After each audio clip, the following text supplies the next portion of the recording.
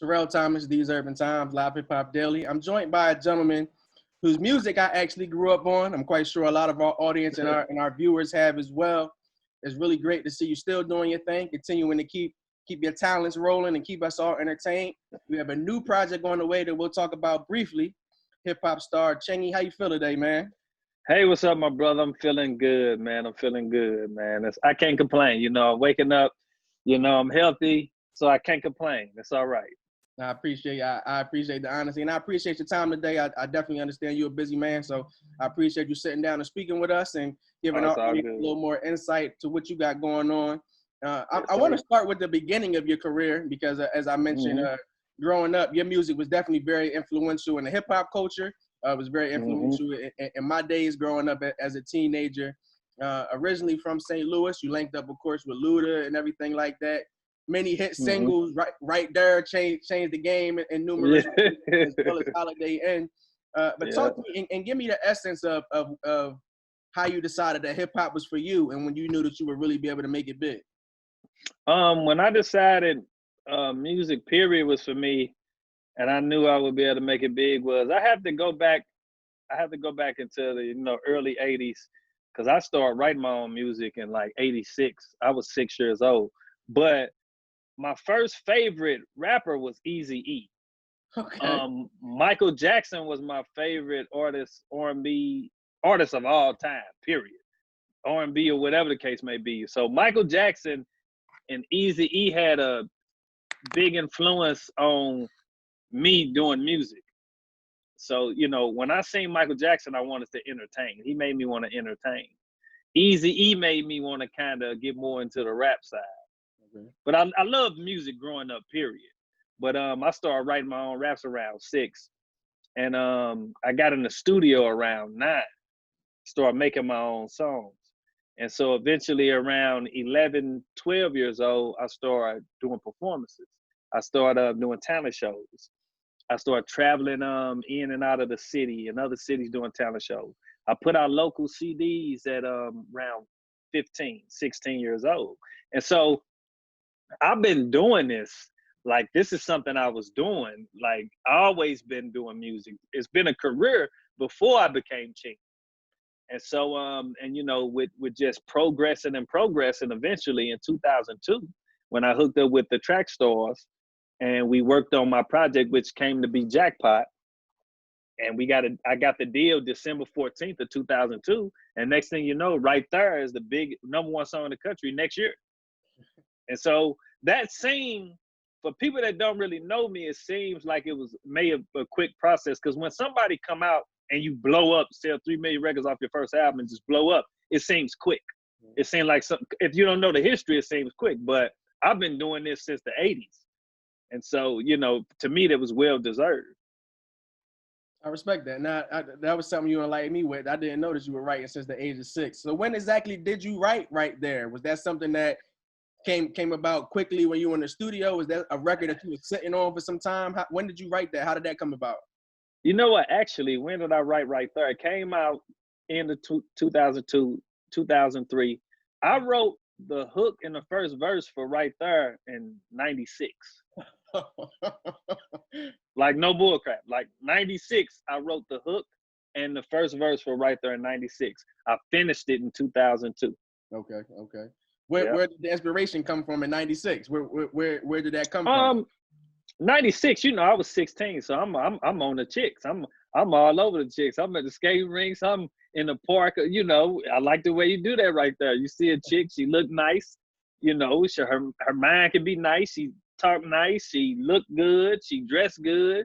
She, it's just a figure of speech for a woman that take care of herself mentally, physically, and spiritually. Talk to me about what life was like growing up in St. Louis, how even in the Midwest areas, and how that influenced your music and influenced you as a man. How life was growing up here in the Midwest St. Louis. I grew up on the north side of St. Louis, Walnut Park, the epitome of the city. I'm from a blood neighborhood. That's a well-known blood neighborhood. Drugs, guns, violence, all that. But at the same time, love, appreciation, family, and things like that. And so I got caught up in that. Like every young teen growing up, you know, I come from the streets as well. But I always had OG uncles, and my father's an OG in the city, and uncles and OG relatives who I was groomed different. You know what I'm saying? And when I say I was groomed different, I had a head on my shoulders. I had goals. I wasn't just no stupid kid in the street. You know, I did what I did because I wanted to do it. You know what I'm saying? But I always had goals and I always had a mind of my own to know when to do something and know when to not do something. And so I kind of just put my focus on my music, even though, you know, you get pulled this way and get pulled that way. You see the crowd, the wrong crowd going that way. Sometimes you go with them. Sometimes you're like, nah, I'm cool. I ain't finna be fooling with that. I'm focused on this. And so, you know, I got into some street stuff, but I had my mind made up. I wanted to do music. I had a goal. And so that kept me out of a lot of trouble. What was it like, as you mentioned, you say your first single pretty much #1. What was that success like? And was it an overwhelming feat to come out the gate so strong? What that success was like, and was it overwhelming? You gotta realize something about me. If anybody that know me know I'm most down to earth, humblest dude. So I remember when they would be coming on my bus telling me, man, you know, you selling 90,000 records a week consistently. And I was like, oh, for real? That's cool. And go right back to what I'm doing. You know what I'm saying? Because I don't take nothing for granted. I mean, I appreciated that.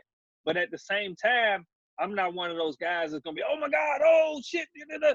It's just not me. You know, I appreciated it. But if you know me, you know I've always been down to earth, quiet, and appreciate something, but don't take it for granted. You know what I'm saying? And so I wasn't really overwhelmed. I was more or less appreciative and felt like it's time for that to happen. It was time for that to happen. You know, I worked very hard coming up on the grind, paying my dues, doing what I had to do. And I felt like it's time for me to sell 90,000 records a week. It's time for these records to go #1. It's time for me to become a huge success because I put in a lot of work and I'm very passionate about what I do and love it. Now you've continued to stay relevant, you've continued to stay in the mix, but you haven't dropped an album in some time, and you're getting set to do that. You'll have one coming out soon.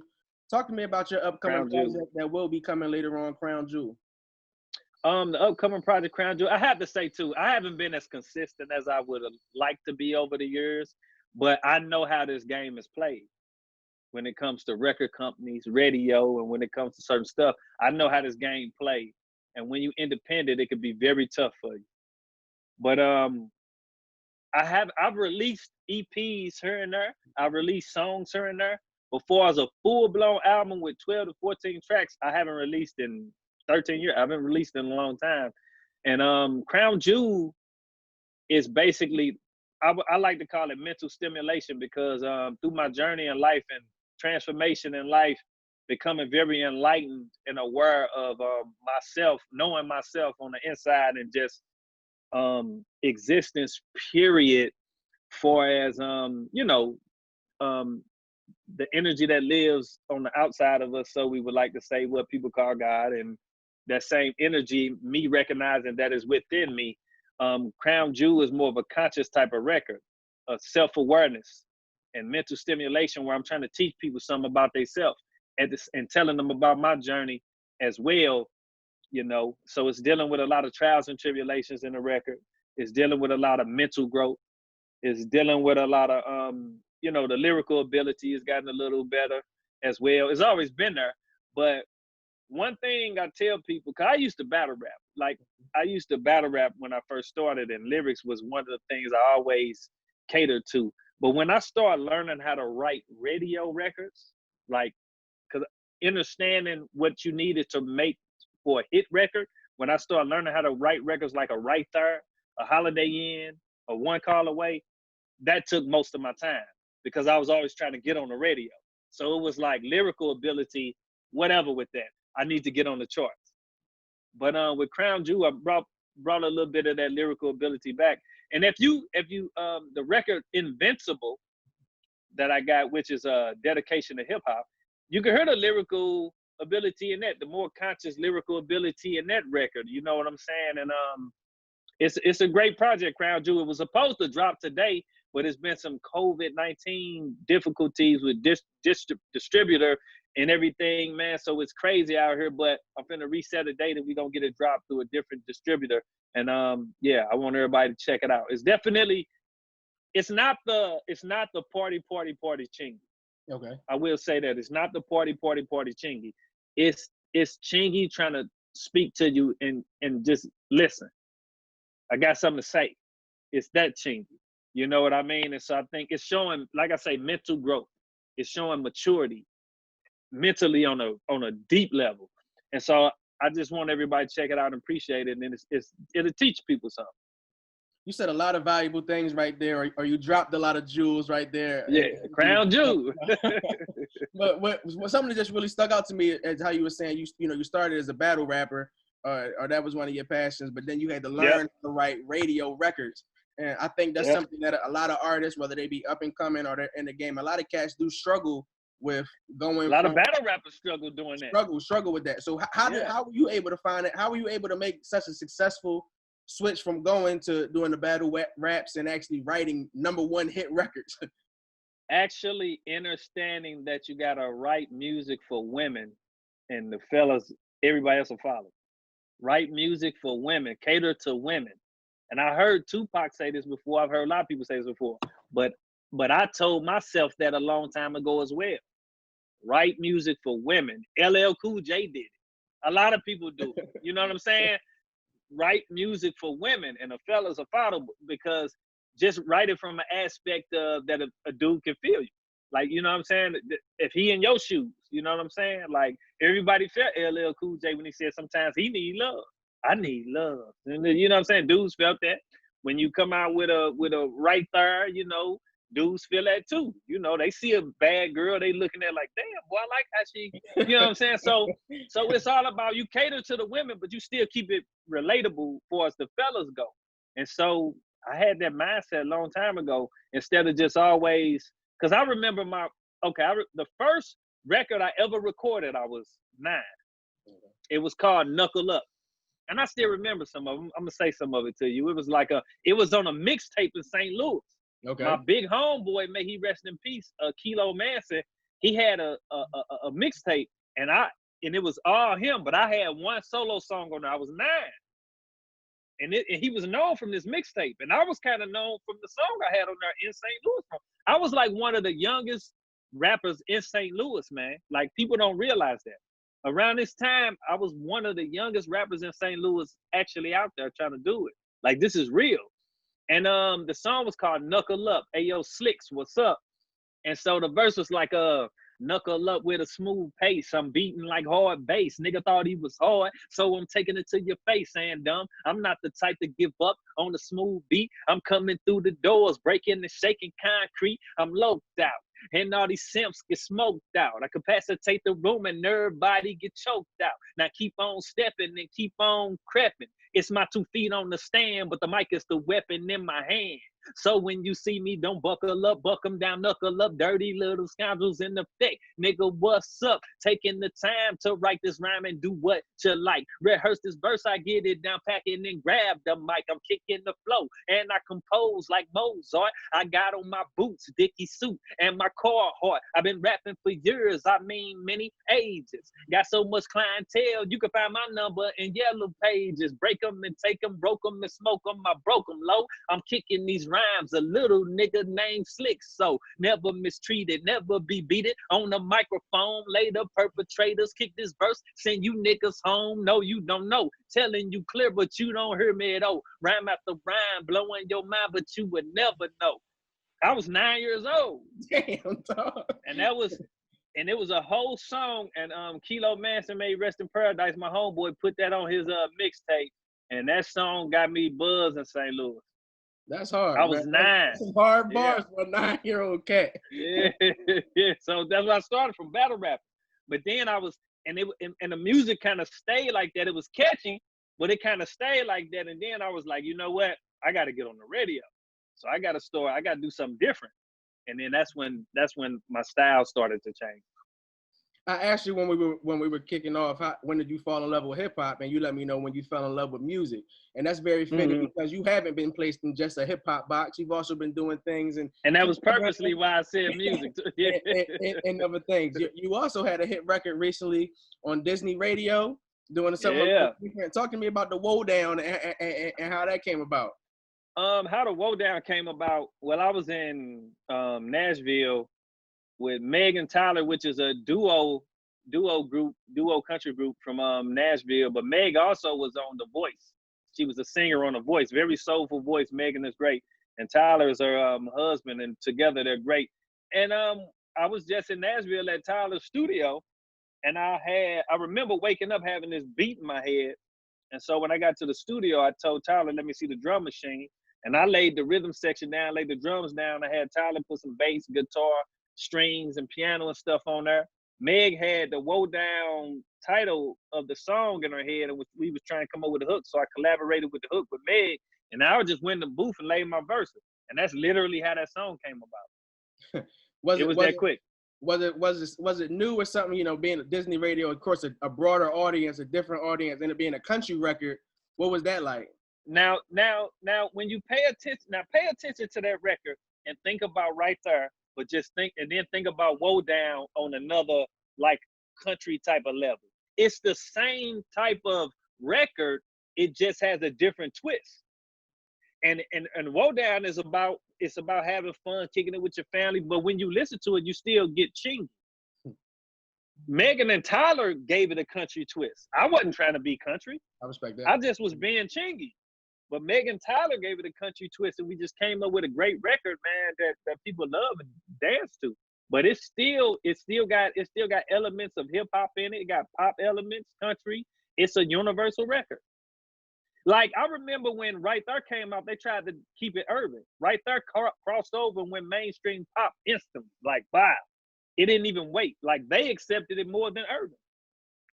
But I wasn't trying to write an urban record. I wasn't trying to write a pop record. I wasn't trying to write a mainstream record. I was just writing a record that I felt that was nice to me, and I felt everybody could probably relate to. So I didn't put a tag on it like, oh, this is just for street people or urban people, or this is just for pop people. None of that. I never make my music based off that. I make music based off what I think people would like to hear from me. Very well said. Very, very well said. I don't know if a lot of our audience is aware that not only did you do things in music, but you also have done some things in the realm of acting. You've also done some things in I did a couple. I did a couple movies and stuff. Huh? Have you touched on any of that recently? I know in the past you were on My Wife and Kids and Scary Movie. I did Scary Movie. I did 101 George Lopez. I did this movie called System Within. I did this movie called Polish Bar. I did a little horror film. I did a couple little movies, man, and a couple TV shows and stuff. And I'm writing a script, which is taking a long time. That shit is difficult. So I commend any script writers and even directors of movies. That stuff is hard. Cause I remember I really got into that, but I'm working on this script. I'm only like 30 pages in. Okay. I also wrote like this sitcom, so I've been writing, but I ain't been like taking it serious because music is always my first love to take serious. But acting is fun, man. Acting is cool. I never got the acting bug to where I was just like, you know what, I'm gonna focus on this and do it. But it's cool, man. And I did do some movies, some TV shows, and probably something else out there for me. We'll see. What have you been doing this year to kind of, I don't want to say stay sane, but keep yourself level? Of course, we see everything that's going on in our nation and across the world with the pandemic that's taking place. We see a lot of people calling for social change. How have you been able to stay active as you have a new project coming out? The music. Yep, that's it right there. That's how I've been staying active. And, also working out, I do yoga, man. I work out. And so that's how I've been staying active. And going to holler at my daughter, playing with my daughter, and man, that's how I've been staying active. Recording music, working out, doing some yoga, playing with my daughter, and just staying out the way, and just trying to let this thing bypass it. It's caused a lot of trouble, man. A lot of my shows and stuff got canceled. It's caused a lot of trouble for me. I'm this pandemic stuff. Tell me a bit more about the yoga process. I know a few cats who have told me, like, for Black men, it's a great way to kind of keep your mental health great, keep it while keeping keep your joints How good. has yoga helped you in these past Healthy. Well, how's yoga helped me? Great mobility training, great flexibility training, keep the joints loose and good, and great like I said, flexibility, mobility, man. Yeah, I know a lot of especially a lot of young melanated males. I don't like to say black. I like to say melanated. I respect but that. think that it's very foreign and they can't do it. But if you can work out, you could do that. You know, it ain't really dealing with weights. It's just all about keeping your joints healthy. Sometimes we forget about that. You know, you do a lot of sitting, you do a lot of bending, you do a lot of stuff where you're getting in and out of cars, after sitting down. You need to learn how to get that flexibility, mobility going so your joints can stay healthy. You know, and so that's what yoga and it's mental stimulation as well. You know, I've learned from a lot of I used to kickbox. So Andre Germain was a UFC fighter champion. He trained me, and I learned, you know, a lot of movements where it attracts energy that goes with, you know, we got an aura, an energetic aura. So it's a lot to it. But flexibility, mobility, yoga keep me, you know, loosening up and feeling good. Once again, Terrell Thomas sitting in live. These Urban Times Live Hip Hop Daily with the one and only Chingy. If I'm a guy or if I'm a young lady, a fan of music who hasn't wasn't around or wasn't aware about Chingy and the Holidae Inn and Right There Days, what do you want them to take from your upcoming project? And what do you expect that they'll feel from your upcoming project, Crown Jewel? What I would like them to take from my upcoming project, Crown Jewel, listen to it and just try to take in some of the knowledge. Be open-minded. You know, a lot of people out here, you know, for every truth, there's a half truth. So be open-minded and listen and try to see what I'm trying to talk to y'all about. And just take away from it, just try to get some good knowledge and wisdom. Especially if you younger than me, just listen to it and just, I don't know, just they gotta, you know, because a lot of stuff I'm talking about on there it's about what I've dealt with. Like I study the metaphysics of religion. I got a degree in astrology and astronomy, cosmology, and numerology and different stuff. And so I'm really into this universal aspect. And so when I talk about going within, knowing yourself, I'm talking about, you know, like the 7 chakra vortex energy centers, which has to do with your endocrine system, the pineal gland. That's what Crown Jewel is, the pineal gland, the seat of the soul. You know, what secretes melatonin and serotonin, but we call it the third eye, you know, everything that's up in there. And so that's what Crown Jewel is. Damn, so dope. When they listen to it, I'm just kind of enlightening people with stuff I've learned. You know, and so they'll know it. And even when you, like, I'm going back to Invincible, the song I released, Invincible, because that's the beginning stages of that. Like when I'm saying I got a hawk's eye point of view, what that means? That means that I am him, Heru. It's such a spiritual concept what I'm talking about. Supreme being, mathematician, full deck magician. Supreme being, mathematician, you know, a lot of 5%ers and stuff don't know what I'm talking about. Kundalini awoke from listening to my intuition. The Kundalini energy that goes up from the base to the pineal gland up the spine, that prana energy, which enlightens one to know themselves. You know what I'm saying? So it's a lot of stuff in there that is spiritual. And if you know the talk, you're gonna catch on. Because I get some people that hear that record Invincible, I see them and they'll just be like, I got you. But they know what I'm talking about. You know, and so and people like that, they know themselves. They studying something about themselves and they know I know the lingo. You know what I'm saying? I respect that. I damn sure do. Yeah, I'm in tune as well because I'm big on the spirits and energy, and so it's dope as you mentioned the crown. That's hard, dog. That changed the whole concept of the project for me right there. That's very dope. So Invincible is giving you an outlook of what the project is. It's giving you that deep outlook of what this project is about to be. That's why I really wanted it to be one of the first records. And then if you listen to All Cap is basically telling you about trials and tribulations of my struggle, but I'm gonna keep going. And what I'm talking about is all capital letters because it's real.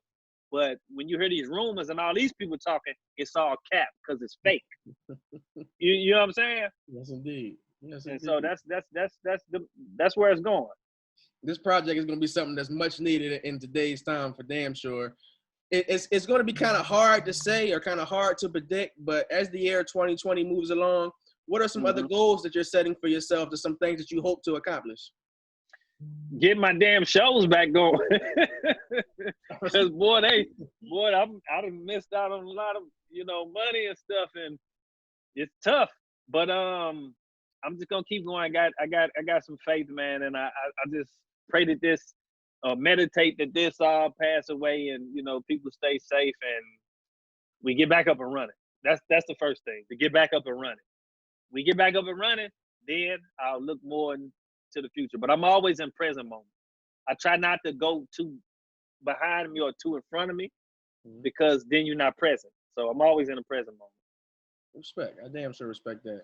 Man, thank you so much for your time today. Once again, Terrell Thomas sitting in right now with the one and only Chingy. Can you let our audience know, please, how they can stay in tune with you via social media, how they can rock with you and catch everything you got going on? Yes, sir. Y'all can stay in touch with me. Hit up writethurr.com and get you some Chingy merch and check out updates on Chingy, writethurr.com. Hit me up on Instagram at Chingy. Hit me up on Twitter at Chingy Full Deck. Facebook the same. And hit me up on TikTok at Chingy. And check me out on Spotify. Go on Spotify and stream the new music, Invincible, all cap, Apple Music. Get me in the playlist and everything. And that's how you get in touch with your boy Chingy. Look out, Crown Jewel album. It was supposed to drop today, but it's been some difficulties with the COVID-19, the distributor and stuff. So we finna get a new distributor and get it put out. So be looking out. Thank you for your time. We're gonna stay in tune. We'll hit you up in a few weeks. See how check in. Make sure you do that. Oh, we will. We certainly will. We certainly will. Please do. Stay I appreciate you guys, man. Keep giving us great music, man. We need it. Yes, sir. Thank you, man. Appreciate that. Peace. Right on.